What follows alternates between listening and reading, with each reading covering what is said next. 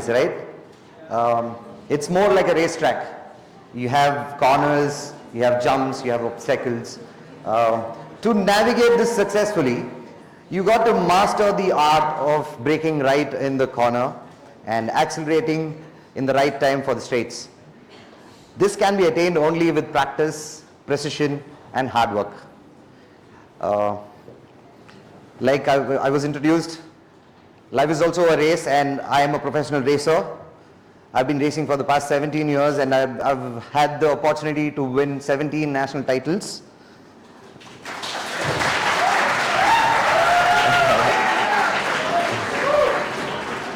The first Indian to have won an international motocross championship in the year 2011, and the second Indian to have completed the Dakar, and the only one to have done it in 2019.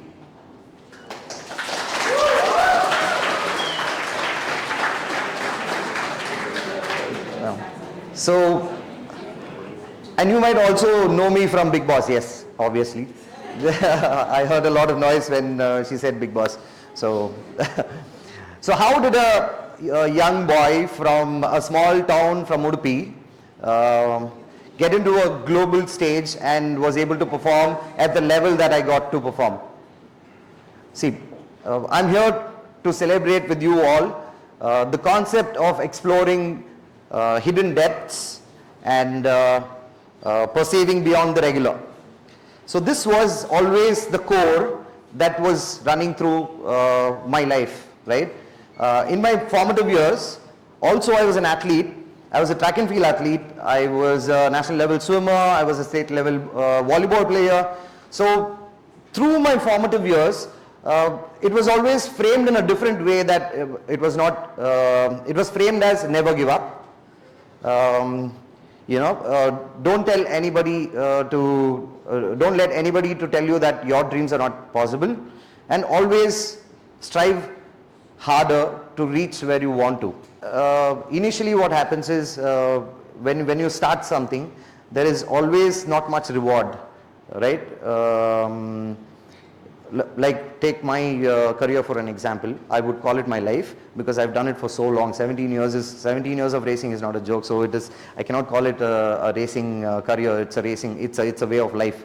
So initially when I started, I was not a champion, I was not a known name, I was not, I was a budding racer, right? So I would seek affirmations from others, I would want somebody else to validate my practice sessions, I would want somebody else to validate how I rode in the races and so on. So when you seek validations from others, what happens is you're just building a lot of resentfulness inside you, because what happens is whatever others says, that kind of overseeds than the actual feeling that you have inside you. You know, you have a gut feeling. There is something called a gut feeling which happens in you, and trust me, it has worked really well. And when I know something is not right from here, it has always turned out not to be right. So trust this. And then comes this inner engineering, and the finding the depth of hidden depths, and exploring beyond the regular, and all these comes later on. To see, this life is given to you once, so you got to make the best of it. The harder the challenges, the better the reward, right? So I'm actually not finding some words that I had already prepared for. See, in my racing career, they always said that even before you take a decision of you being excellent, you got to start first, right?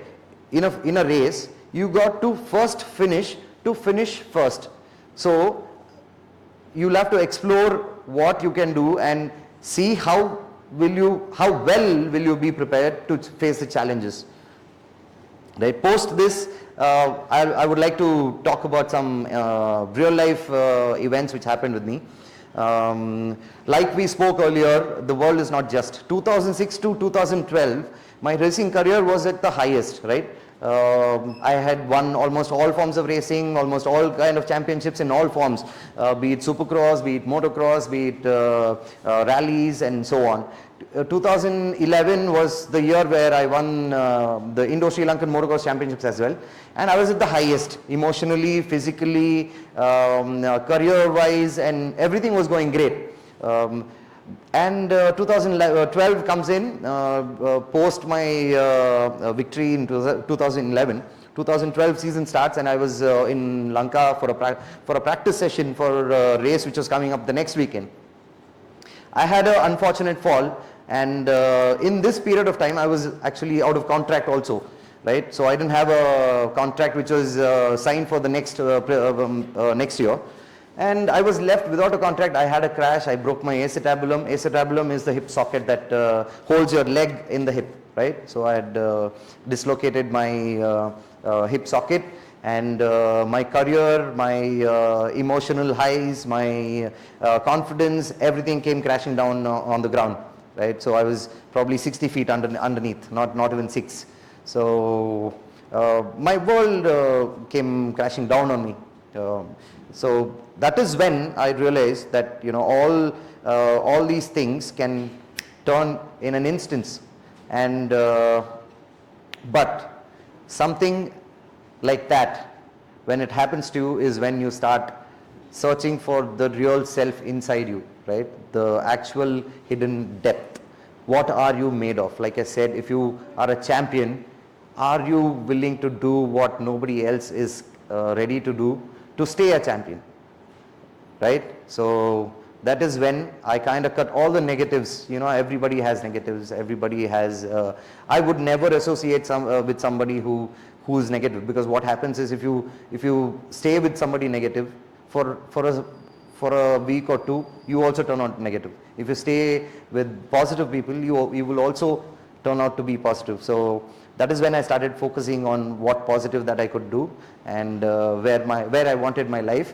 It was a career-ending injury actually. My doctors had told me that you will never be back on the bike again, because there was a huge chunk, like an Australian continent, which had chipped off from my hip socket.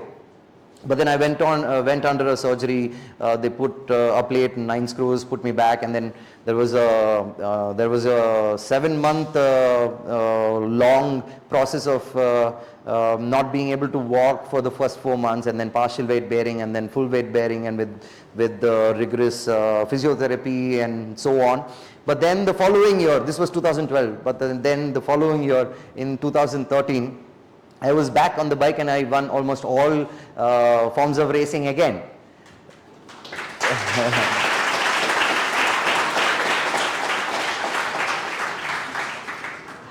And that was possible because I was trying very hard to look inside me and to find what is actually in me.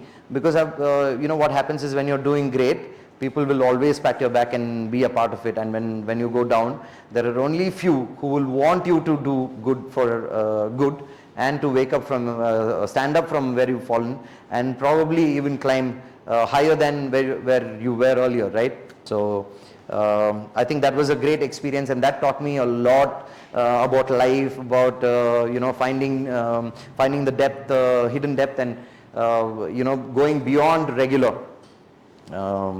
Post that, you know, racing has given me a large, you know, a large scale vision towards how it can be applied towards making your life successful as well, right? So normally what happens is, see, we don't, I call this the Simon Cowell effect or something like that. We are not very well versed in taking feedbacks, right? We are our own harshest critics. I guess you are all. Like I don't appreciate myself much, and I don't give enough credit to myself for even for the things that I've done. But you know, that's not how it works. You should evaluate the feedbacks accordingly, right? So you should take in what has to be taken, You should brush off what shouldn't be brushed off, and that is how you prosper, and that is how you grow. And thank yourself for thank or congratulate yourself for the smallest of the victories. You know, even if see, for example, it took me 3 Dakars to get to the finish line. Like I said earlier, first finish to finish first, right? This concept of if you sacrifice, you will be rewarded for the sacrifice that you've done and all of that is all unfortunately not true. So what happened was 2017 was my first Dakar outing, and I had sacrificed a lot. This is how racing works, right? I train in France, I train in Morocco, I train in the US. So since there are very limited venues here in India to train, and you know, the facilities here are not as great as how it is available and accessible in those countries. So I would train there. So I would stay away from my house for a span of 6 months, 7 months straight without seeing my parents, without seeing my pets, with not seeing my friends. No parties, no nothing, you know, so much sacrifice. Worked straight 1 year long, went to Dakar 2017, first day crash, broke my hand. And taped my hand, took a couple of injections every day in the morning, rode for another 3 days, right? And crashed again, hurt my arm again, and then I couldn't continue. So that is the stage when you got to revisit your whys. Why did you start? You know, every time you're in the high and you've done so much, you've sacrificed so much, you've worked so hard, and why am I not getting the result? What is that is lagging in me, or what is that I've not done differently? But you know, certain things are under your control. Only the things that are under your control can be changed. What is not, it is not. So I think that was another eye opener for me regarding how I started perceiving the sacrifices will fetch me good results. But no, I got back to India, I fixed my hand, again the same process of physiotherapy, fixed myself, went back to France, trained all year long, started winning again. I think 2018 was one of the best years. I finished 12th in the World Cup, Baja World Cup. I finished top 15 in the World Cross Country Rally Championship Series, and boom, we come to Dakar 2018, 5 days, superb. Out of 176 competitors, I was running 22nd or something. 6th day, had a crash, broke my leg. Again, all the sacrifice, all the hard work, all this motivation, all this finding yourself, you know, diving deep, digging in, perceiving, being persistent, being consistent, being disciplined, being organized, everything was like, boom. Again, the question, why? What is the point? And you know, at the same time, you'll have others also. You know, there are a lot of other negative things coming as to, okay, this career is this is not going to go well for him, and you know, his career is going to end. No, but then that did not end there. 2018, I broke my leg. Until September, I had 2 surgeries on my leg. Stayed another 7 months in France for physiotherapy. From France, went to Morocco with probably 3 days of riding. Rode a race called what is that? Olivia. Crashed, broke my scaphoid again. 1 surgery there. This was in September. Was preparing for Dakar. This was in September. Dakar is Jan. So I have September, October, November, December. 3 months. So got back to only physical training, because all year long that is all I could do, because I couldn't even walk, right? 2 surgeries on my leg, or walking using crutches all through the year. But then I was hitting the gym every day, I was swimming every day. So physically, cardiologically, you know, vascular, all that was good. Physically I was good, mentally I was in a good place. I would take my PlayStation and practice the road books, you know, because just to keep my senses connected to how the road books work and all of that. But boom, again, hand gone. First surgery in September. Got back to India. Got back to some little physical exercises and all of that. October, another surgery on the hand. November, probably 3 days of riding in Morocco, went to Dakar 2019, rode the whole Dakar with one leg and nursing a broken hand and nursing a broken leg, finished 36 out of 196.